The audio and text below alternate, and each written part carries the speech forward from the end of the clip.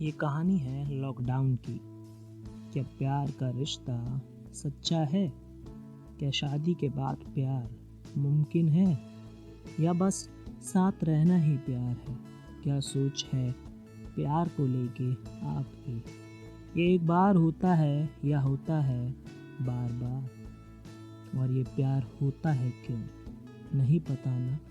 तो आओ सुनाता हूँ आपको अपनी कहानी, लॉकडाउन इश्क। ये कहानी है सुलेखा, दयानंद रतूड़ी और रंजन अमर भट्ट की।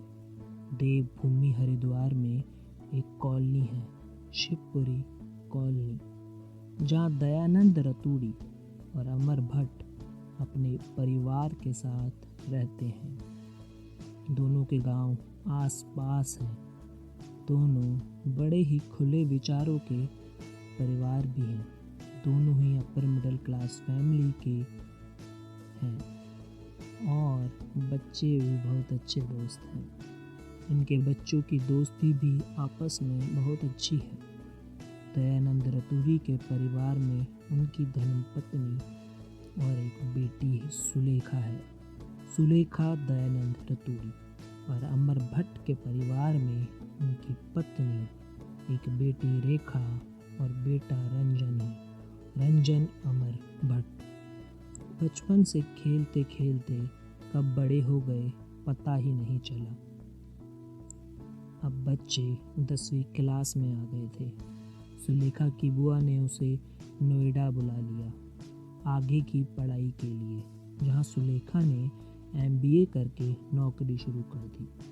दूसरी ओर अमर ने बेंगलोर के स्कूल में एडमिशन ले लिया और बीटेक की पढ़ाई भी बेंगलोर से करी।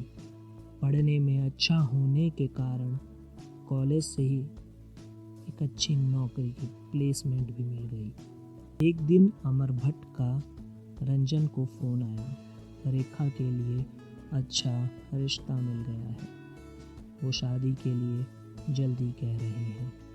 अगले महीने की 3 तारीख फाइनल हुई है, तुम जल्दी आ जाना। सुलेखा भी उस टाइम घर आ रखी थी। सुलेखा और रंजन पढ़ाई और जॉब के कारण 10 साल से नहीं मिले थे। सुलेखा भी रेखा की शादी के चक्कर में कुछ दिन और रुक गई। सुलेखा को देखकर रंजन के घर वालों के मन में कुछ बात आने लगी। रेखा की शादी के बाद जब अमर और दयानंद घूम रहे थे तो अमर ने दयानंद से पूछा, सुलेखा बड़ी हो गई है, कोई लड़का नहीं देखा? दयानंद बोला, देख रहे हैं पर कुछ समझ नहीं आ रहा, अगर तुम्हारी नज़र में कोई हो तो बताना। अमर बोला, हाँ एक लड़का है, पर दयानंद बोला, पर क्या? अमर बोला, रंजन। दयानंद बोला, तुमको सुलेखा पसंद है? अमर बोला, हाँ, हमने तो रेखा की शादी में ही उसे पसंद कर लिया था। दयानंद ने अमर को गले लगा लिया और घर वालों से बात करी, किसी को ऐतराज ना था। सुलेखा ने भी हाँ कर दी, बचपन से जानती जो थी। रंजन ने भी हाँ कर दी। सुलेखा ने बेंगलोर कंपनी में जॉब के लिए अप्लाई करा, जॉब भी मिल गई। रंजन ने 2 BHK फ्लैट ले लिया और शादी धूमधाम से हुई। कुछ दिन बाद दोनों बेंगलोर आ गए। लगा था बचपन से जानते हैं, पर शादी के 1 साल के बाद भी कोई बातचीत ना थी। ऑफिस आना जाना, खाना खाना, बस यही चल रहा था। तभी कोरोना की मार से लॉकडाउन हो गया और दोनों का वर्क फ्रॉम होम हो गया।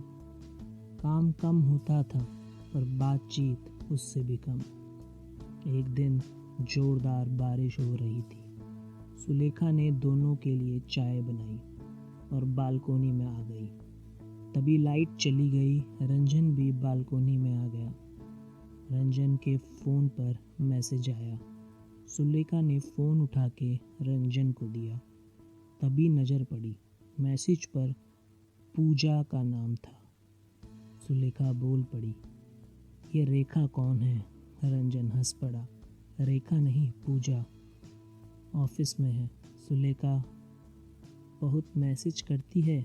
कौन है? गर्लफ्रेंड है क्या? रंजन भी मजाक में बोला। यही समझ लो, और मुस्कुराया। तुम्हारे ऑफिस में कोई नहीं? सुलेखा, हाँ है तो बहुत सारे, पर पसंद नहीं कोई। बातों का सिलसिला 4 बजे शुरू हुआ और रात 1 बजे तक चला, और ये सब 3 दिन तक चलता रहा। शायद दोनों को बात करने वाला मिल गया था। दोनों ने हिम्मत करके बात करी कि शायद हम दोनों एक दूसरे के लिए नहीं बने, हम अलग हैं। दोनों एग्री थे, पर कोई भी फैसला करने से पहले दोनों ने लॉकडाउन ख़त्म होने का फैसला किया। 31 मार्च तक दिन तय हुआ। दोनों खूब बातें करते। एक प्लेट में खाना भी शुरू कर दिया। बहाना ये था कि बर्तन धोने नहीं पड़ेंगे और काम कम हो जाएगा। असली वजह तो वो दोनों ही जानते थे। लॉकडाउन बढ़ता गया। अब 4 महीने होने वाले हैं और दोस्ती हो गई है, शायद प्यार भी। पर शायद ये कहना जल्दी होगा, कुछ दिन और लग जाएंगे। क्या प्यार होगा?